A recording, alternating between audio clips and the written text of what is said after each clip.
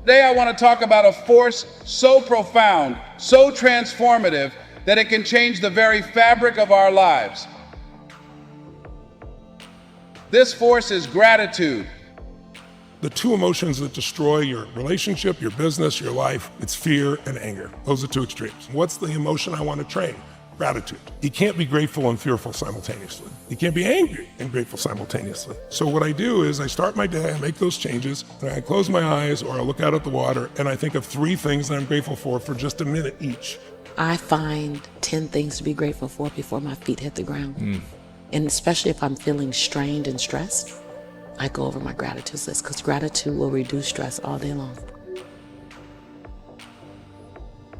In the hustle and bustle of our daily lives, we often overlook the power of simply being thankful. But let me tell you, gratitude is not just a feeling, it's a way of life. There's nothing you'll ever accomplish that's more remarkable than that you have a chance to accomplish something. When you're so grateful for the at-bat, you're happy. When we unpack the architecture of a winning mentality, we're dealing with somebody that every single day they're beating on their craft and they're closing the gap. They are crystal clear about where they are and where they're looking to go. This is the type of person that's got tunnel vision. They move in the dimension of mindfulness and gratitude. Say thank you for your heart that knows how to mend when it's broken. Show gratitude for your composure that helps you control your emotions. I stand here in my greatness. I own my light. I own my brilliance. I am bold. I am courageous. I'm perfect in my imperfection. This is my time. This is my time. I'm bright enough. I'm old enough. I'm young enough. I've experienced enough. I'm wise enough. I understand that I am enough. Breathe. Own it. Own it.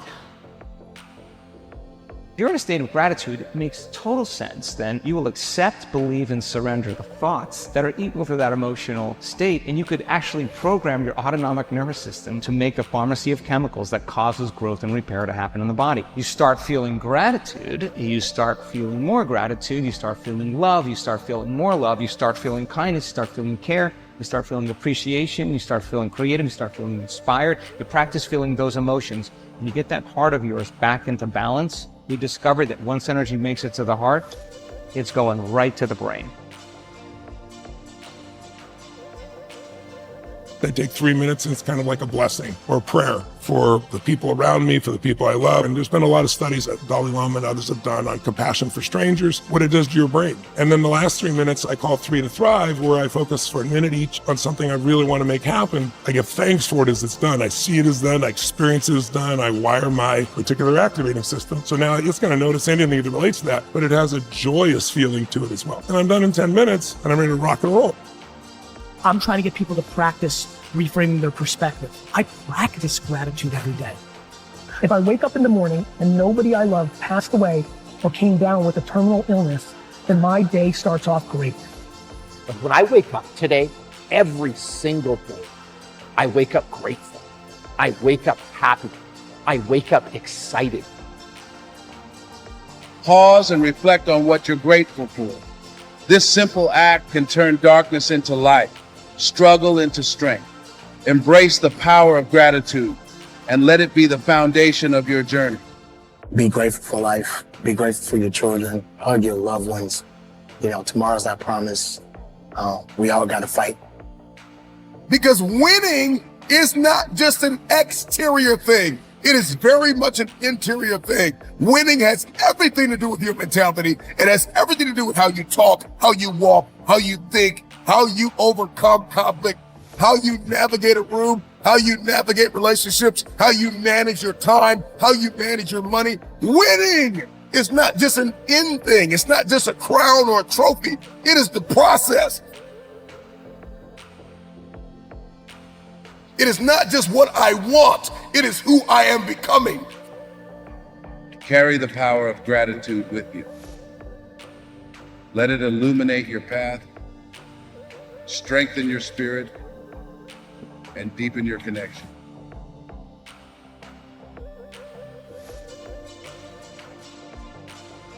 Self-love is the cure to self-hate. If you want to be happy, you have to love yourself. Self-love is the cure to feeling depleted, feeling like you have nothing left, you have no energy. Self-discipline is self-love. Your journey will have unexpected stops. It will have curves, it will have hills, it will have valleys, you will have sunny days, you will have rainy days. But you have to decide, if I encounter rejection, if I encounter frustration, I will not give up. You will find the calm, the peace, the hope, the faith, the courage, the expectancy you need to live. If you never get married, you enough. If you never pass that law degree, you enough. If you never become a doctor, you enough. If you never get married, you enough. If you never have a child, you are enough like you are. And that's why God created you. You are enough. The first thing you got to realize is that you got to love yourself. It's about self-love. Start understanding that if you're going to do something with your life, you got to fall in love with yourself again. The moment you start talking about self-love, you start seeing, you turn that lens inward and you start coming in contact with your personal emotional history, right? You start, if I really love myself, how can I live a better life? It is time to be more selfish, where it's all about you and taking care of you. I like to think about it as this. You can be two things at once. You can be jealous of somebody, and you can also allow that to inspire you at the same time. You can be afraid, which is true, and you can still find the willpower to push yourself or discipline to push yourself forward. Human beings are very complex, and when you start to understand you're not just one thing, it gives you freedom to ride the waves of feelings, to ride the waves of experience, and to kind of go down and go, oh, this is a terrible thing, and know that you will be able to come out the other side of it. Every single good thing that happens in our lives, everything, comes at a cost. There's nothing for free. Somebody with an incredible career has no relationship with their kids. Everything comes at a cost. But at the same time, everything we struggle with has opportunity and lesson that goes with it. It's always balanced. And when something horrible happens in someone's life or something goes sideways, I always ask, but what did you learn? Life is about the pain of being alive. And when you know that, I find that very helpful to me. When I come back to that, I'm like, I'm struggling, I'm disappointed here, I wish this outcome had been different. But when I can come back to like, oh, that's what life's all about. So what do I do now? You breathe it, you experience it, and then you move on and you heal in the doing. You've got to learn to be more resilient about these things because that is life. It's not a bed of roses. Life is tough. And there's just a part of you, I think, in anything you're doing when you're struggling, is this really for me? Is this my destiny? Should I be doing this? And we misread failure from some sign. You know, is this a sign I shouldn't be doing it? You know, is this a sign I am, not cut out for this? Instead of looking for signs that you can win, right? And so I spent the first 5 years literally trying to find ways to quit, trying to find ways to get out, struggling. And I went broke. I lost a car. I had the water turned off in my place. People don't realize that there were just years and years of grinding and struggling and worrying in the beginning. And then I made some mental changes and some shifts that altered my life then again.